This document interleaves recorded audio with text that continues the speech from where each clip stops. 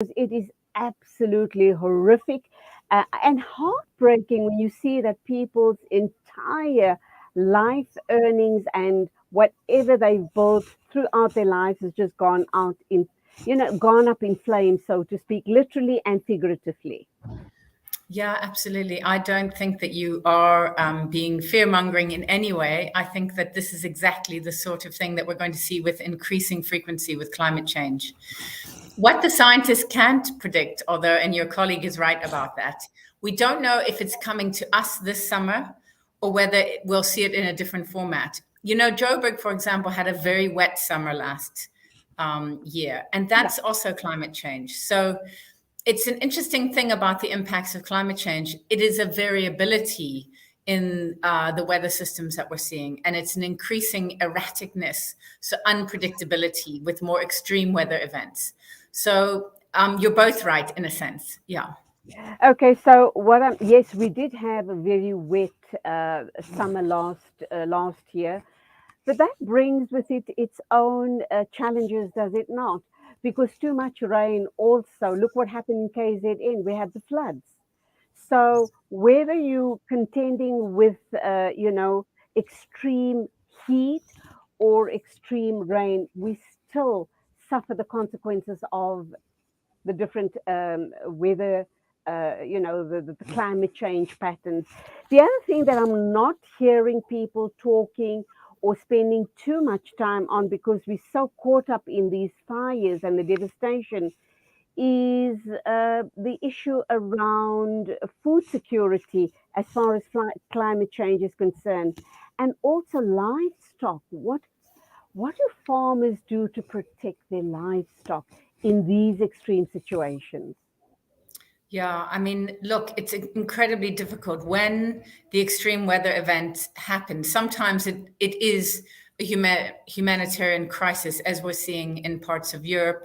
You know, the UK just had their highest temperature ever, which was 40 degrees. And when you have extreme temperatures like that, you see these kind of wildfires breaking out, being uncontrollable. We've seen it in the Cape. I mean, the Cape system is actually a fire system. In other words, the ecosystem depends on fire.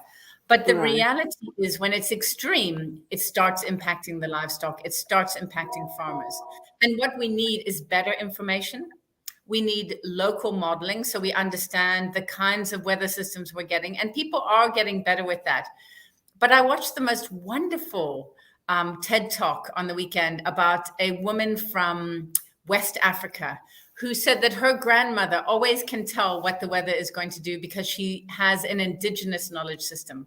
She Wow. looks to nature to tell her what is going to happen. When the ants bring their eggs in undercover, it means that rain is coming.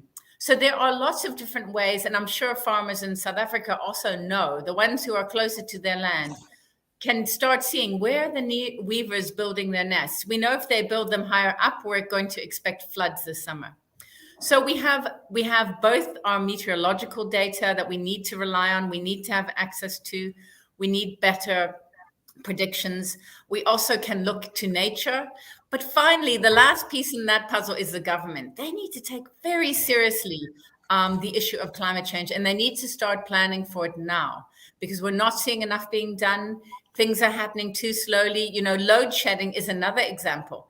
We need to have reliable electricity if we want to withstand climate change. Because if we can't keep things cool, then farmers will see things going, or they can't pump water for their livestock. Then you see farmers coming into real crisis. So these things are all connected to each other. Absolutely. So, Francesca, we do know that greenhouse gas emissions from human activities obviously have heated the planet by 1.2 degrees, so the scientists are telling us. And of course, this is since pre industrial times. Are we kind of suggesting that we now in, the fourth industrial revolution, that things will change? What sort of changes can we expect? How do we go about mitigating climate change? And I know this is going to be a long process. It's not overnight. And from now till when we do have the answers and we are able to mitigate climate change there's a good few 5 or 10 years in between, which means we as the human race are going to suffer all of those consequences. We are. But I'll tell you, so there are some good news stories in that. Technology is moving at a huge pace. Renewable energy is the cheapest energy to install, it's the fastest energy to install.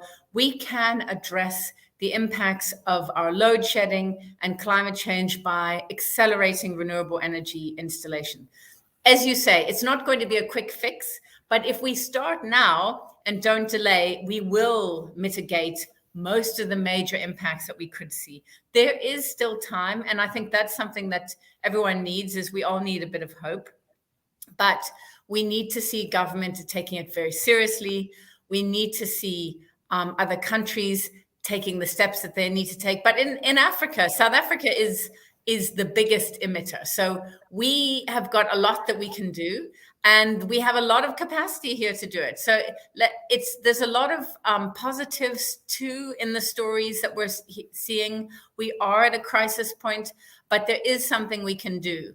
And we've seen it many times in the human race. When we get to crisis, people rally around, they do the right thing, and they mitigate, they prevent the extreme kinds of climate change that will come our way if we do nothing. So doing nothing is not an option.